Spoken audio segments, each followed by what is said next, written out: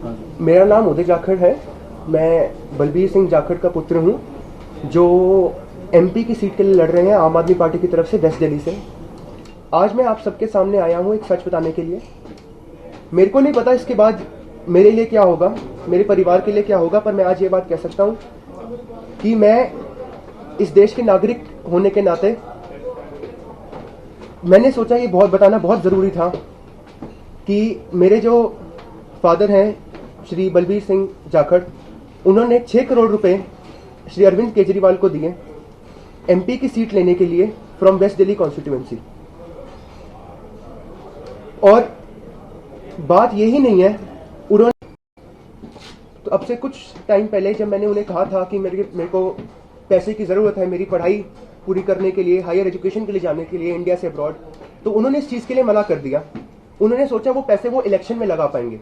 ठीक है, लगाइए, पर इससे जो ज़्यादा इस देश के नागरिक को डराने वाली बात है, वो बात ये है कि उन्होंने मेरे से ये भी बात कही थी कि वो सज्जन कुमार और यशपाल सिंह के लिए कोर्ट में जाने को तैयार हैं, उनकी बेल कराने को तैयार हैं।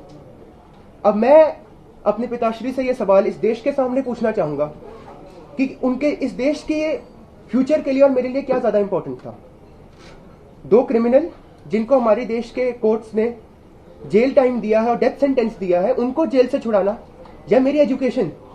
और मेरा ये सवाल केजरीवाल जी से भी है, जो अपने आप को एक बड़ी क्लीन इमेज के आदमी, जो अन्ना हजारे जी से इतने सालों के लिए जुड़े रहे, जिन्होंने देश की सूरत बदल दी, क्या आज वो 6 करोड़ रुपए के लिए बिक गए? क्या उन्होंने हमारे देश को 6 करोड़ रुपए के लिए बेच दिया?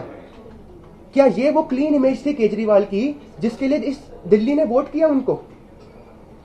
मेरा ये हाथ जोड़ के आग्रह है इस देश के हर नागरिक को, आप थोड़ा ध्यान दीजिए आप किसको वोट करते हैं। ये ऐसे लोग हैं जो अपने परिवार का ध्यान नहीं रख पाए, ये ऐसे लोग हैं जो इस देश को 2 कौड़ी के लिए बेच देंगे। ये अपने लिए नहीं आए हैं, ये इस देश को बेचने के लिए आए हैं, ये आपका कुछ नहीं करेंगे। आप देख लीजिए, जनवरी से पहले बलबीर सिंह जाखड़ का कोई भी रिकॉर्ड नहीं है पॉलिटिक्स के अंदर, ना वो अन्ना हजारे मूवमेंट से जुड़े हुए। तो मेरा सवाल ये है, आम आदमी पार्टी ने ये बात कही कि वो हमारे साथ अन्ना हजारे मूवमेंट से जुड़े हुए हैं, कोई एविडेंस है इस चीज का? ये वही लोग हैं जो हमारे आर्मी से सर्जिकल स्ट्राइक का एविडेंस पूछते हैं। तो आज मैं मिस्टर केजरीवाल से एविडेंस मांगता हूं। कोई एविडेंस है कि मेरे फादर अन्ना हजारे मूवमेंट से जुड़े हुए थे? कोई एविडेंस है कि मेरे फादर ने कभी कुछ काम किया है आम आदमी पार्टी के लिए? ऐसा कोई एविडेंस है ही नहीं।